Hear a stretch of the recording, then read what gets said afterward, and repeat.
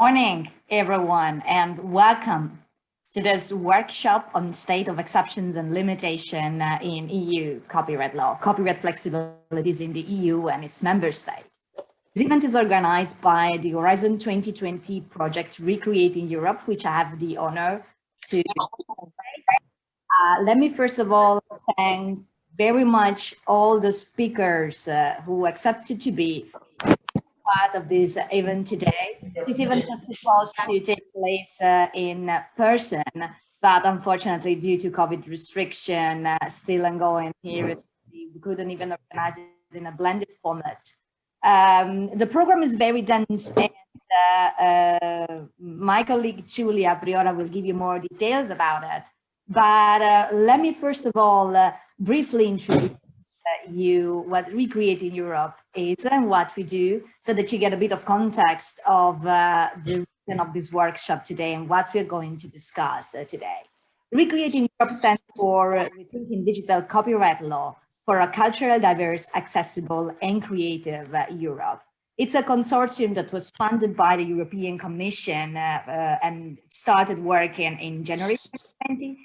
Sant'Anna School of Advanced Studies coordinated, and as you can see, we have a lineup of research centers and associations working with us on the project. The project stems from very common observation of problems afflicting digital copyright in the EU.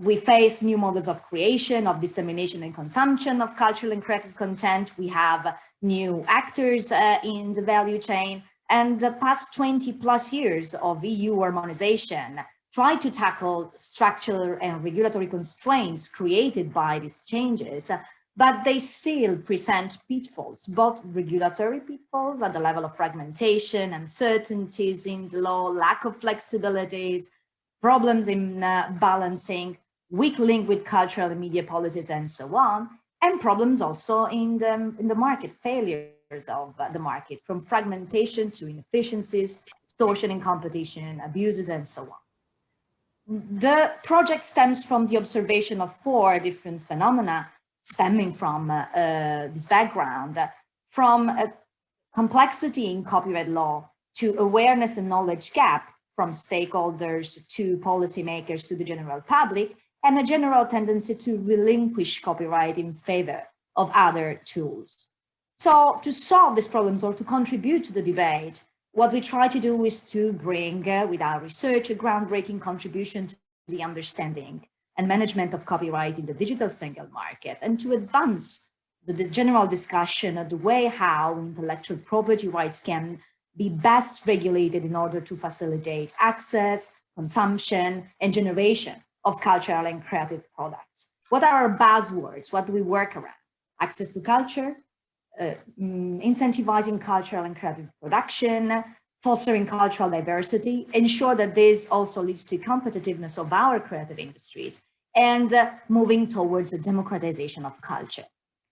The way how we tackle the 4 phenomena you saw being the background of our work are a mix of different methodologies and tools, from looking at copying strategies of stakeholders to adopting cross-disciplinary approach to all the problems we analyze, to generating several mappings and wide range of data sets to help policymakers to inform their evidence-based decision-making, and always involving stakeholders with participatory research activities in each and every part of our research. The output and the workshop of today is a sort of snapshot of midterm results of these activities are unprecedented cross-national mapping of multi-level regulatory responses, the generation of new methods to measure the impact of digital market on content production, on content consumption, and on general access to cultural and creative products. We are also mapping and evaluating content filtering technologies and the way how they impact on access to culture and generation of cultural and creative content. At the end of this project, in a year and a half time, end of 2022, we will be ready with a set of policy recommendations and best practices able to remove bottlenecks to digital access and accessibility, and also to digital creation in as spread as a way possible to exploit what we believe are untapped opportunities offering by the digital single market, and also to make sure, to the extent possible, that finally digital copyright is embedded within EU cultural and creative policies. The expected impact of this project are ranging for providing qualitative and quantitative analysis of the phenomena illustrated, and so contribute to a better understanding of EU copyright regulation, to propose solution, business models for industries, and policy recommendation to stakeholders. But all in all, what we want is to contribute to fairer accessibility of digitized cultural goods and service, and to advise policymakers, EU policymakers, on appropriate level of harmonization of copyright, contributing to the development of the digital single. Our target is policymakers, stakeholders, and the society as a whole. And you will see it also in the discussion today, how much the range of our target is broad. And we work on all stakeholders involved in the process.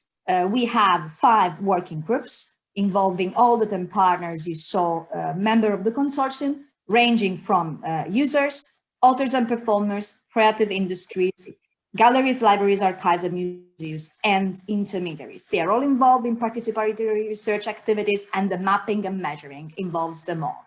The focus of today, and Giulia will tell you more about it, is on our first group, the group working on end users and access to culture. And the workshop of today is going to present the interim result of our mapping, measuring, and assessing what's going on in Europe. That's all what I wanted to say to lay the groundwork for the debate and discussion, which is going to take place this morning. And now I'm happy to leave the floor to Giulia, who will tell you more about the background research inspiring this workshop. Thank you very much once again for you to be here. Thank you, Caterina, and thank you all for being with us today. I echo Caterina in welcoming you, and it's really great to see that the first workshop of Recreating Europe Work Package 2 has been already so successful in gathering so many interested people in the topic. Since the very beginning of Recreating Europe, in our work package dedicated to end users and access to culture, we've been working on the notions of copyright flexibility, fair balance, end user perspective, and more broadly, fairness in copyright law. After a first comprehensive recollection of the state of the art, so looking at the legal and policy debates that are going on, we've started an unprecedented exercise of legal mapping of all public and private legal sources related to copyright flexibility, broadly intended. We collected information so far about copyright exceptions and limitations, about the public domain and statutory licensing schemes, about all possible legal references we could find about the public interest, the notion of fair balance and user rights from both legislation and case law at both EU and national level. In September 2020, we launched a survey among national copyright experts all across Europe. 36 experts accepted our invitation to contribute to our legal mapping, and they shared with us valuable and updated information about their national copyright systems, an effort for which we are deeply grateful and which allowed us to cover all 27 member states of the EU in our legal mapping of copyright flexibilities. We are currently building the database that will host, systematically order, and also display in a user-friendly manner all data that we've collected so far and we are still collecting them. We expect this database to be publicly available by the end of 2022, and Recreating Europe Work Package 2 will actually work on that until the very end of the project. So today's event marks a very important halfway milestone for us. We hope it marks also a very interesting occasion for you to think out loud together with us about a topic that is becoming ever more timely and ever more relevant, the topic of copyright flexibilities in the digital age. So that's in this spirit that we are here today at the first workshop that we decided to entitle, and I hope you can see the screen, The State of Exceptions and Limitations. And today, after this very brief introduction, we're having a keynote speech, 3 concurrent panel sessions, and on these I wanted to add a quick note. It will be actually the first time we have simultaneous panel sessions in Recreating Europe events. All of you actually subscribing and registering to the event could choose which one to join. In case you want to switch or you are facing technical problems, you will still be in the main room of the conference.